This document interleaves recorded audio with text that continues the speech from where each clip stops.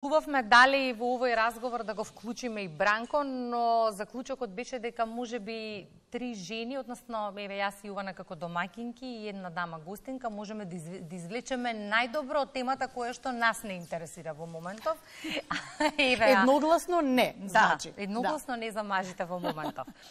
Жените во органи на управување Јадран е регионална непрофитна иницијатива основана со цел да се зголеми родовата разновидност на раководните позиции. Како котира Македонија на оваа тема и што можеме да направиме за да ја унапредиме целиот процес и ние жените многу почесто да се гледаме на раководни позиции, исто како и мажите низ годиниве.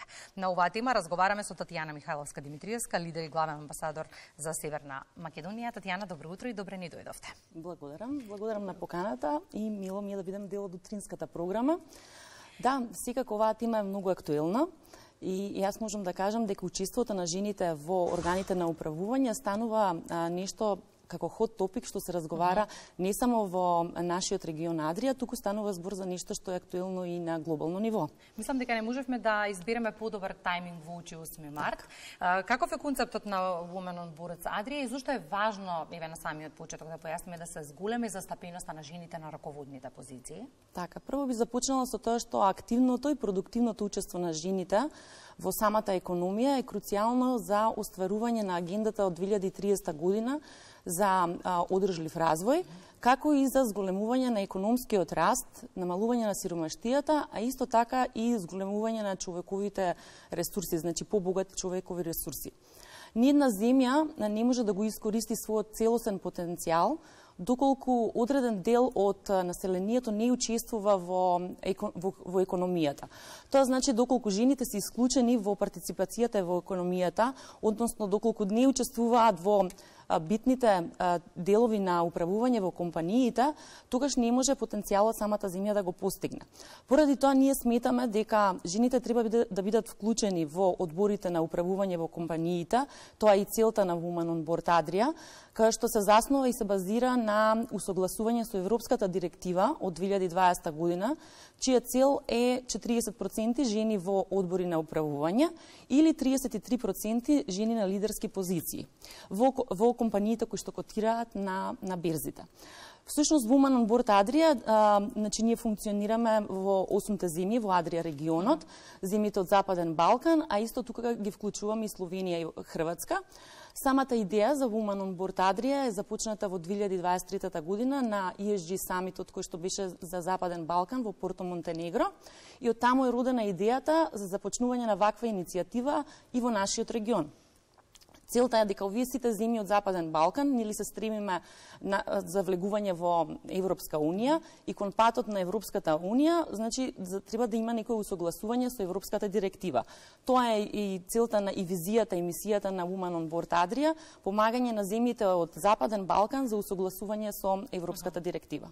Добро, таа е визијата, но каква е во моментот ситуацијата за застапеноста на жените во бордовите? Интересно прашање и можеме да бидеме со Македонија горди, ради тоа што во регионот Адрија Македонија е водач, значи е лидер, со 33% жени во управни и во надзорни одбори. Потоа следуваат другите земји од регионот со 20%. Значи нашата статистика од 33% е многу блиска до статистиката и на Европска унија. Во моментот во Европска унија, значи просекот е 35% жени во одбори на управување. Во земјите кои што имаат воведено во законска регулатива квоти, како цели за задолжителни, во тие земји имаме 38%. Земјите па кои што немаат задолжителни квоти, каде што целта е само ставена во корпоративните кодекси на управување, таму процентот е околу 33%. Значи Македонија е на добар пат, но се уште чашата не е целосно полна и постои голем простор за работа. Ќе ја полниме зборувајќи гласно на оваа. Тоа е важно дека постои простор за работа на Имате бројни активности во регионот, ќе има и во Македонија, ќе ни кажете какви. Колку меѓу другото, е важна соработката со компаниите. Тие да овозможуваат жените да се истакнуваат во своите кариери. Имате ли некакви партнерства во моментот? Да, во Македонија, значи, иницијативата е започната од пред еден месец и горди сме затоа што за овој еден месец имаме многу позитивно прифаќање од голем број компании во Македонија. Значи, ние вклучивме корпоративни партнерства со неколку банки, како што се Прокредит банка, Шпаркасе, НЛБ банка, исто така се тука Макстил од металната индустрија, Тиквеш, М6 едукативниот центар и најновото со EOS Matrix. Овие партнерства се многу значени, посебно со компаниите кои што се влијателни и репрезентативни на пазарот, поради тоа што тие треба гласно да зборуваат, а исто така и внатрешно да имаат воспоставени одредени процеси, политики и програми за diversity and inclusion, значи за диверзификација и како и за инклузивност на жените во лидерските позиции. Што може да се постигне преку различни начини? Дали ќе биде преку различни менторски програми, програми за лидерство, кои што компаниите треба да ги направат и ние тука сме како Women on Board Adria, кои што можеме да помогнеме и нашата цел е всушност градење на тој талент, пул на таленти, на потенцијали на жени кои што ќе седат утре на управни и надзорни одбори. Добро, кога сме на тема усовршување на квалитетите на дополнување, зошто е толку важно бордовите и извршните тимови да се надоградуваат? Па тоа е многу И какви вештини треба да развиваат? Вака, пред се ќе кажам дека лидерите, значи, постојано треба да се усовршуваат со динамиката и промените во економијата. Лидерите треба да имаат континуирано усовршување. Целта со еден добар лидер е лидер кој што ќе воспостави во денешно време, значи модерниот лидер е лидерот кој што има воспоставено успешна програма и агенда на разновидност и инклузивност на поранливите категории во лидерството. Значи да се овозможи да се отвори значи тимот или пазарот, како да се каже, да бидат вклучени жените кои што не се толку застапени во тие бордови или во надзорни или во управни одбори, како исто така станува збор и на други типови на категории. Дали станува збор за малцинства каде што се по-незастапени во делот во компаниите. Прашање кое што исто така е значајно е колку е важно мажите да бидат наши сојузници во целата оваа приказна, не само партнерите, туку и колегите на работното место да поддржуваат градење на лидерска кариера. Тоа во моментов и оваа година е многу интересно затоа што месецот на жената, значи март месецот на историскиот месец на жената, и исто така еден дел од кампањите кои што се кажува, ќе го кажам на англиски, на македонски го преведам, и секаде во Западна Европа е тоа men of quality, respect woman equality. Тоа е тема која што во моментот е како многу актуелна и која што се кажува дека мажите стварно треба да бидат тие кои што не само дома, не само во општеството, него и во компаниите преку различни менторски програми треба да ги поддржуваат жените за да можат полесно и побрзо да чекорат по во менаџерските кариери или во искачувањето во менаџерските води. Така да многу е значајна поддршката од мажите и дури има едно истражување од Boston Consulting Group кој што кажува дека компаниите каде што мажите значи ги поддржуваат жените во напредувањето во кариерата, 96% се поуспешни во воспоставување на агендата за diversity и inclusion, за разлика од компаниите каде што мажите не се вклучени, тоа е само 30%. Ќе го запишам овој процент. Да, многу интересен процент. Да. Добро, кога сме веќе на оваа тема и колку е значајна поддршката.